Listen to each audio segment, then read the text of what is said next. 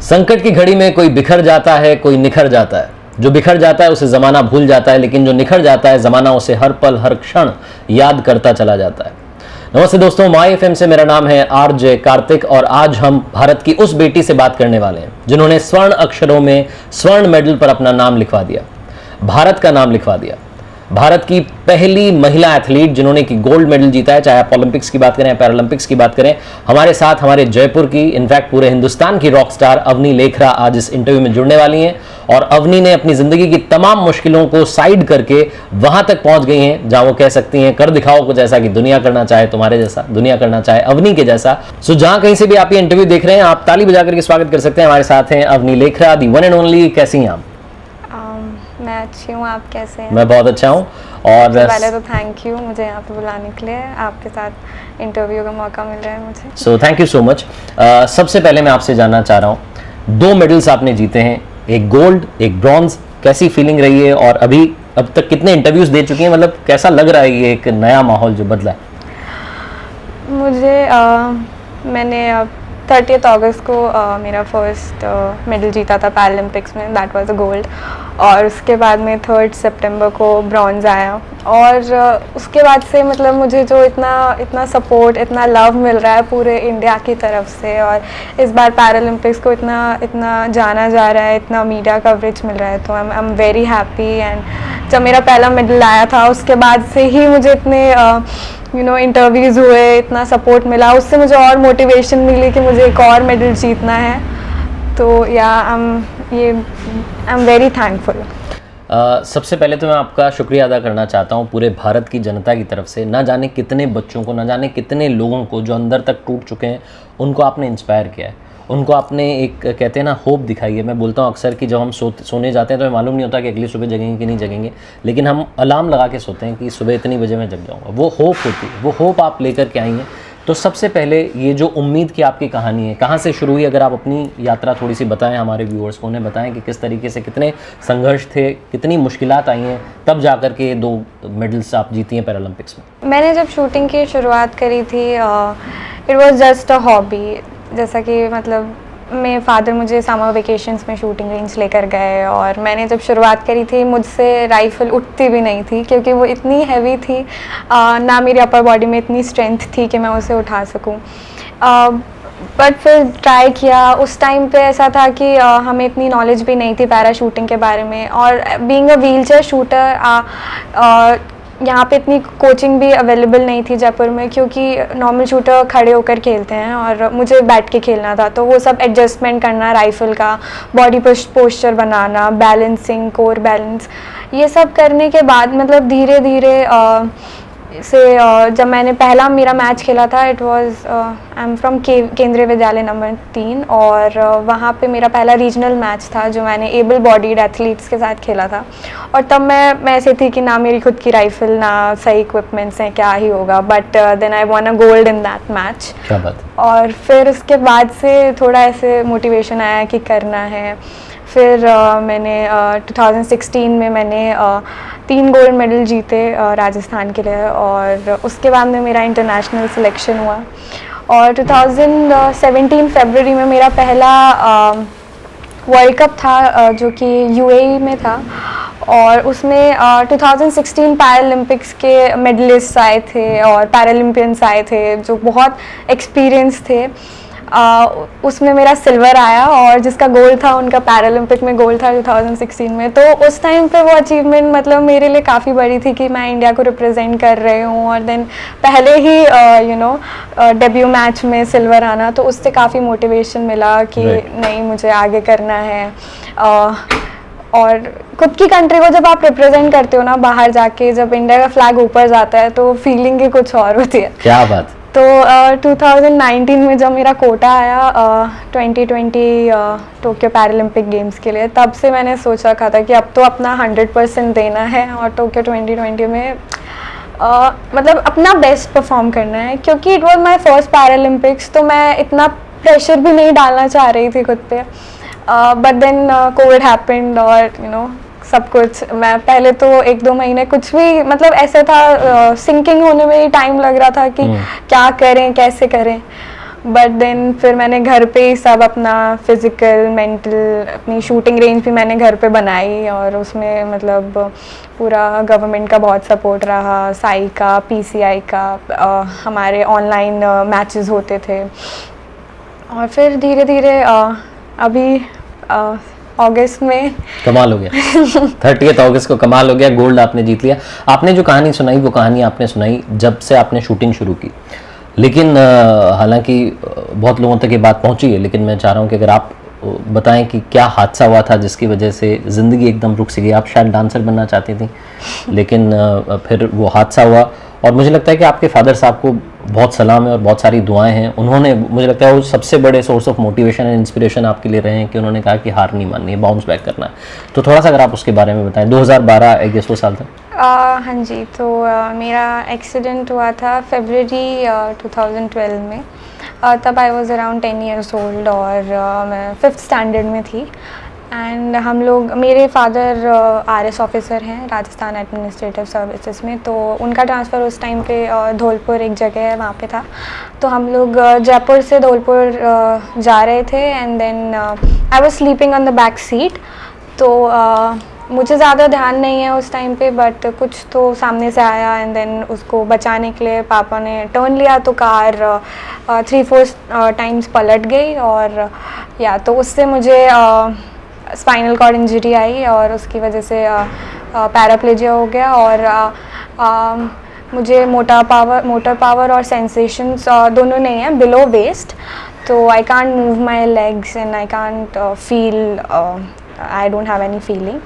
और उसके बाद में इट वाज या मतलब उस टाइम पे तो ऐसा था कि इट इज़ अ नाइटमेयर, समझ में नहीं आ रहा था कि एक दिन आप चल रहे हो and then next day you don't know anything, आप उठ भी नहीं पा रहे हो। देन मेरी सर्जरी हुई, and I was like 6-7 months में बेड रेस्ट पे थी पूरा। और फिर जब बेड रेस्ट से बैठना शुरू करा, तो स्टार्टिंग में तो बैठा भी नहीं जाता था, क्योंकि ना बैलेंस था ना कुछ और। तो मतलब बैठना भी ज़ीरो, ऐसे छोटे न्यूबॉर्न बेबी की तरह बैठना सीखा, बैलेंस बनाना सीखा।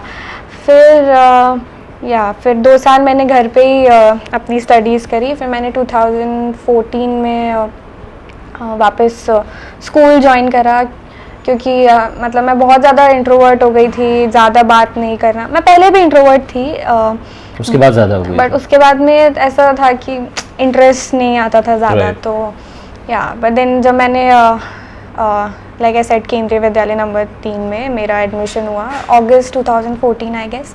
और फिर उसके बाद से मेरे फ्रेंड्स बने, तो पूरा स्कूल काफ़ी सपोर्टिव था, टीचर्स, मेरे जो क्लासमेट्स थे, मेरी मतलब काफ़ी फ्रेंड्स एंड सब में। उसके बाद में धीरे धीरे देन मेरे फादर ने मुझे शूटिंग भी करवाई, बिकॉज वो खुद उस टाइम पे स्पोर्ट्स में थे। तो उन्होंने काफ़ी पैरालम्पियंस को देखा एंड वो इंस्पायर्ड हुए, तो वो चाहते थे कि मैं भी कोई स्पोर्ट ट्राई करूँ।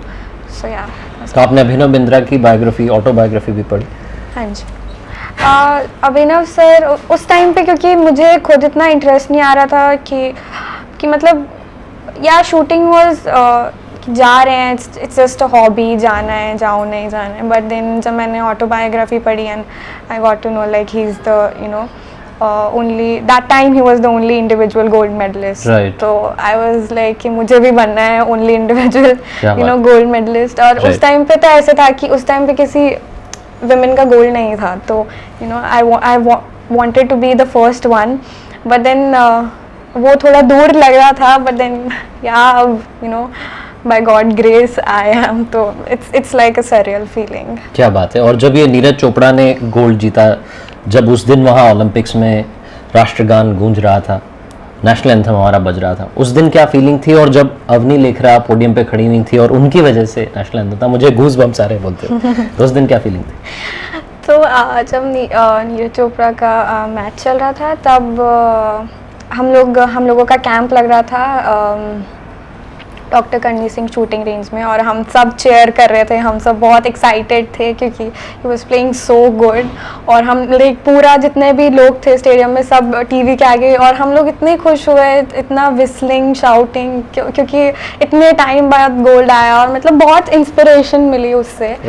और देन जब मेरा गोल्ड आया तब, तो उस दिन काफ़ी ऐसा था कि मेरा क्वालिफिकेशन में आई वाज 7th, तो मतलब काफ़ी थोड़ा डाउन चल रहा था एंड देन हमारे क्वालिफिकेशन और फाइनल के बीच में 45 मिनट्स का ब्रेक था, तो आई वाज लाइक नहीं कुछ भी हो जाए जस्ट गिव योर बेस्ट। उस टाइम पे यही था कि मेडल की नहीं सोचनी है, बट जब गोल्ड आया that too with a good margin with the equal world record, तो तब तो मैं बिल्कुल नम हो गई थी। और फिर जब ना तो it was my first gold, अभी तक मेरा कोई गोल्ड नहीं था इंटरनेशनल मैचेस में, इट वाज ऑलवेज सिल्वर, और कभी ऐसे 0.1 से सिल्वर, कभी 0.4 से सिल्वर, तो मतलब ऐसे था कि पहला गोल्ड और वो भी पैरालंपिक में, तो इट वाज लाइक अमेजिंग। क्या बात है। सबसे पहले किससे बात की थी आपने वो गोल्ड जीतने के बाद?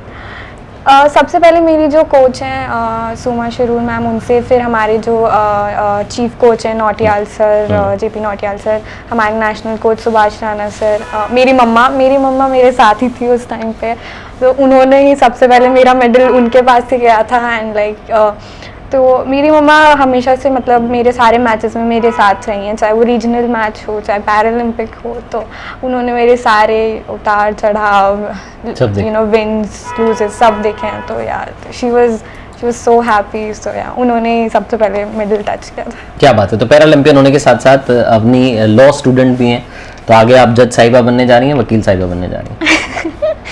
तो अभी तो I mean second year 4th semester, उसके एग्ज़ाम्स मेरे अभी हुए ही हैं, तो जज बनने का ड्रीम वाज बिफोर शूटिंग, तो शूटिंग से भी पहले I wanted to do law.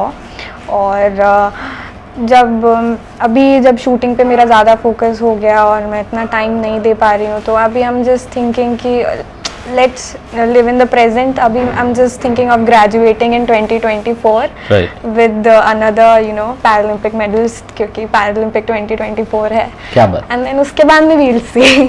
उसके बाद देखा जाएगा, अभी 24 पर निशाना है। अच्छा, मैं अब जानना चाहता हूँ कि आपके फादर ने आपको बहुत सपोर्ट किया, आपके फादर ने आपको कहा कि हार नहीं माननी, आपको बाउंस बैक करना है, और आपको इंस्पायर किया। आपने वो ऑटोबायोग्राफी भी पढ़ी, फिर आपको लगा कि मैं भी गोल्ड जीत सकती हूँ, आपने एक सपना बुन लिया। बहुत सारी बेटियां हैं जो सपने तो देखती हैं लेकिन पूरे नहीं हो पाते हैं, वो अपने घर में रह जाती हैं, चाहे उनके पेरेंट्स बाहर सोसाइटी में कहते हैं कि हम तो बेटा बेटी सब बराबर मानते हैं जी, लेकिन घर में फिर भी वो चल रहा होता है। जब बहू प्रेग्नेंट होती है तो कह रहे होते हैं कि बेटा ही होना चाहिए। तो ऐसी अभी भी सोसाइटी में मेंटालिटी है और उसको कोई नकार नहीं सकता है। तो इस पर आप क्या कहना चाहती हैं? आपको भी ये काफ़ी सवाल कई बार पूछा गया होगा, लेकिन फिर भी मैं आपसे जानना चाहता हूँ कि आप क्या कहना चाहते हैं। तो सबसे पहले तो I would like to request to all the family members, parents जो भी हैं, प्लीज़ आप सपोर्ट करें, और ना सिर्फ कहने के लिए बल्कि एक्चुअल में, बिकॉज एक सपोर्ट की ज़रूरत होती है इंसान को। अगर उसके पास बैक का सपोर्ट रहता है, मोस्टली लोग ये नहीं चाहते कि आप उनकी लड़ाई उनके लिए लड़ें, दे जस्ट वांट कि बैक सपोर्ट रहे। और बाकी जो विमेन हैं या जो भी है, मैं उनको यही कहना चाहूँगी कि you have to take the first step. सबसे पहले आप खुद अगर आप खुद हार नहीं मानेंगी तो मुझे नहीं लगता कोई भी ऐसा है जो आपको रोक सकता है। और जो भी आप करें लाइफ में, आप पूरे दिल से करें, जो आपको पसंद हो वो करें, ना कि किसी और को दिखाने के लिए, किसी और को प्लीज़ करने के लिए, प्रूव करने के लिए। Just do what you want with all the focus, and you can achieve anything in this world. क्या बात है। इसी बात पर अब अचीव करने की बात आई है तो थोड़ा सा विश की बात कर लेते हैं।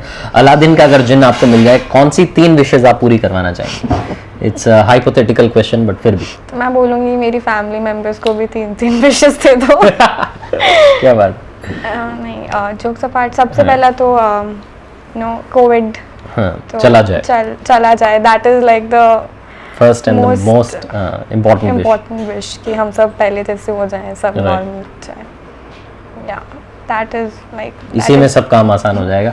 अच्छा चलो ठीक है, ये बताओ कि आपके रोल मॉडल कौन है और क्यों हैं? क्या बहुत सारे role models? Yeah, my idol is Abhinav Bindra sir, and then my family, सबसे मतलब मेरे mother, father, like they have supported me a lot, so उनसे ज़्यादा मोटिवेशन और इंस्पिरेशन मुझे कहीं से नहीं मिली है, तो आई वुड लाइक टू से माय फैमिली। क्या बात है। अच्छा, आखिरी में कोई टोक्यो पैरालंपिक्स की कोई याद है, कोई ऐसा स्पेशल मोमेंट है जो अब तक आपने शेयर नहीं किया है और आप कोई सुनाना चाहेंगे किस्सा? Yeah, there are a lot of, because Tokyo Paralympic was so good, और वहाँ पे because पैंडेमिक में एक पैरालंपिक कराना ही बहुत बड़ी बात है, और Right. Hats off to Japan government, उन्होंने करवाया वो भी इतने अच्छी तरीके से। Right. एंड जो जापान के लोग हैं वो इतने हम्बल, इतने हेल्पफुल हैं।